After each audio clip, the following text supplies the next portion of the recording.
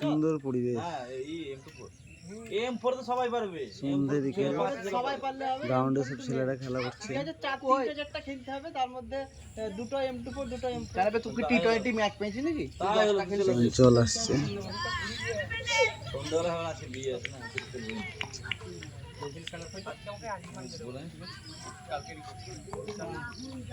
কি আছে বলো তো আমার রাসিলা ভাই তাই করে আর করতে না, আমাদের দিকে লিও না। তো এদিকে আবার মেট্রো ওভার দাও দিয়ে ঘুরে নি।